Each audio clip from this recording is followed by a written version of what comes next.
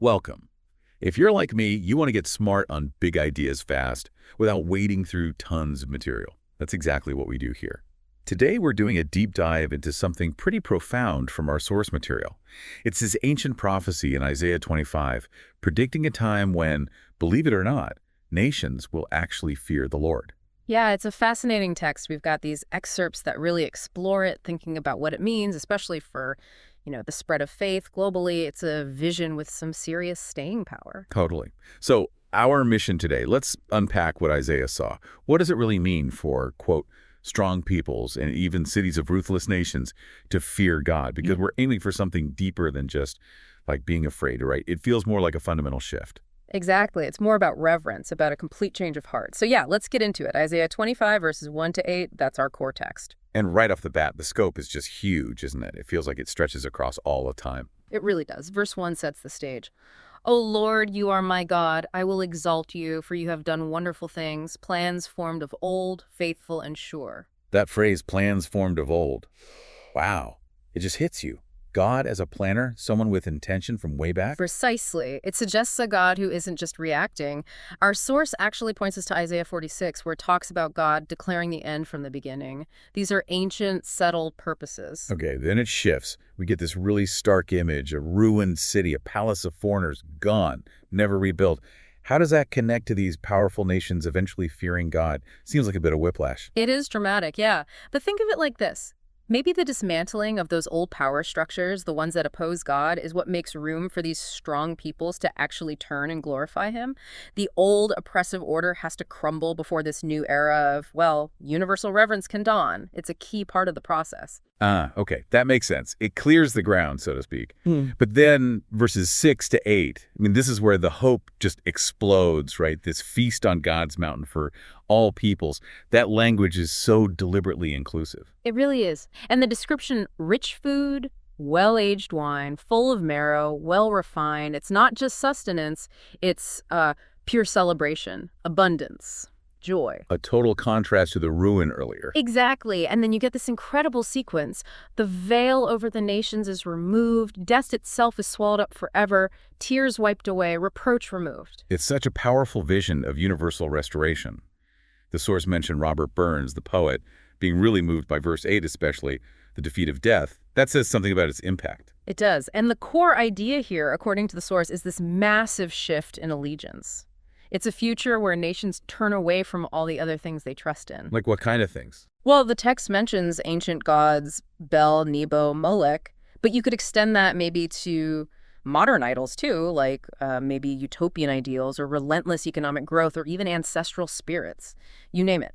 The point is, they leave those behind and come to this banquet in faith, turning to the one true God. Right. Okay, now let's tackle that word fear. Verse 3 says, cities of ruthless nations will fear you. That word fear, it's loaded. Are we talking terrified, cowering nations? That's a really crucial question, and the source material is quite clear on this point. It argues this isn't the fear of, say, a conquered enemy shaking in their boots. Okay. It's described instead as a reverential fear of converts. Reverential fear. Okay, that's completely different. So awe, respect, maybe even, dare I say, love. Exactly that kind of territory.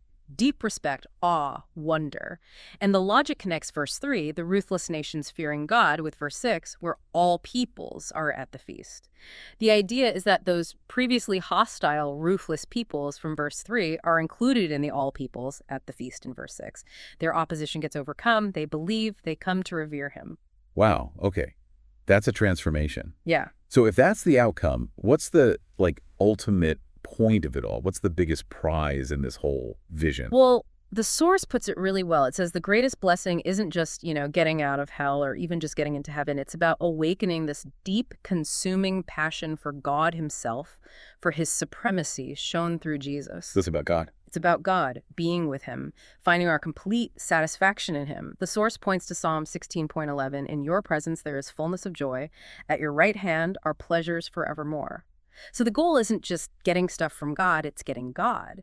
That's a big shift in how we might usually think about it. So God's presence, his glory, that's the ultimate destination. Precisely. Like 1 Peter 3:18 says, Christ died that he might bring us to God. So, mission work. Spreading this message, it's fundamentally about God's greatness and glory. And Romans 15 suggests his mercy shines brightest, he's most glorified, when we find our deepest satisfaction in that mercy, when we truly delight in him. That's Yeah. Yeah, that's a powerful perspective. But let's be real for a second. Looking around the world today, it often feels like nations are pushing back against that, not moving towards reverence. There's a lot of hostility. Oh, absolutely. And the source doesn't gloss over that. It acknowledges that resistance is real.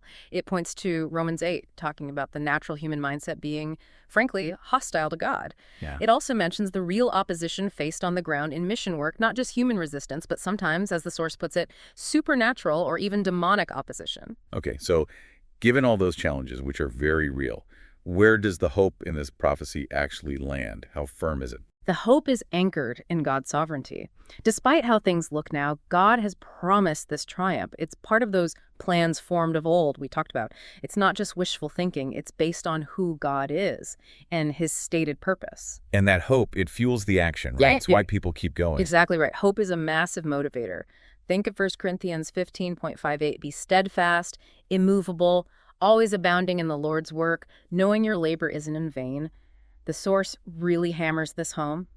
No effort is wasted, no life laid down, no dollar given, no sermon preached, no prayer whispered. None of it is ultimately futile. The triumph is certain because God planned it, and he's working his wonders. That's encouraging. Can we make this a bit more concrete, though? Is there an example of a city of ruthless nations actually coming to revere God in this way? Yeah, the source provides a really strong New Testament example, Paul's work in Philippi. Philippi, right. Paul often targeted major cities, right? Plant a church there, and the influence would spread out. Yeah. Acts 19 gives us a sense of that strategy. And Philippi was where he went after that vision, the man of Macedonia calling him over. That's the one. Acts 16 tells the story. He heads to Philippi, described pointedly as a leading city, and importantly, a Roman colony. So a place of influence, Roman power, civic pride. And the source emphasizes just how, well, pagan it was, doesn't it? Lots of different gods, the emperor cult. Totally. Greek gods, Egyptian gods like Isis and Serapis, the Phrygian goddess Cybele, you name it. Plus the Roman imperial cult.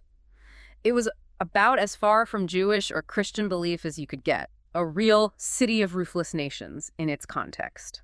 So those are the kinds of loyalties Isaiah might be talking about, the ones people eventually turn from. Precisely. Philippi is almost a case study. It was deeply embedded in these other belief systems, and yet Paul goes there. And things start happening pretty quickly, don't they? Lydia, the businesswoman down by the river. Right. Then there's the deliverance of the slave girl who was being exploited for fortune-telling. Which lands Paul and Silas in prison. It does. And then comes that earthquake, the prison doors opening, and the Roman jailer and his whole household coming to faith. It's an incredible sequence. And look at who makes up that initial church. Lydia, the successful merchant, the formerly enslaved girl, the Roman jailer, a government employee. Talk about diversity. It's a beautiful picture of the gospel breaking through all sorts of social and cultural barriers. And it wasn't just a flash in the pan. Years later, Paul writes his letter to the Philippians, and you can feel his deep affection for them. He even holds them up as an example of generosity to other churches, remember, despite their own difficulties. Yeah, that's amazing. A church born in such a hostile environment becomes a model for others. And there's even archaeological evidence pointing to this long-term transformation. Our source mentions large Christian basilicas built in Philippi centuries later, in the 5th and 6th centuries. It shows a massive shift occurred in that city over time. That ruthless city did, in large part, come to revere God. Okay, so connecting that back to today, when things maybe look bleak, morally or spiritually. Yeah, the source uses this really striking metaphor, torch the glaciers over 10,000 cities. Torch the glaciers. I like that.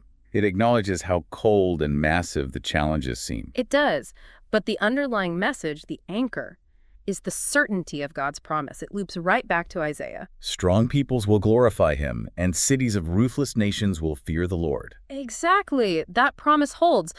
The source basically says, look, even if some people give up or falter, the mission continues because God's purpose will be fulfilled.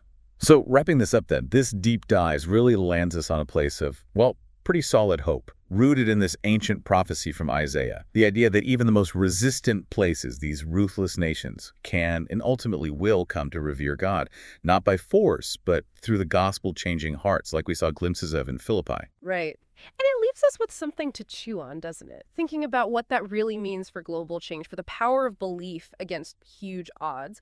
What does it actually look like when a powerful, maybe even ruthless entity experiences this kind of reverential fear? How might we see that play out in the world around us? It's definitely something to think about.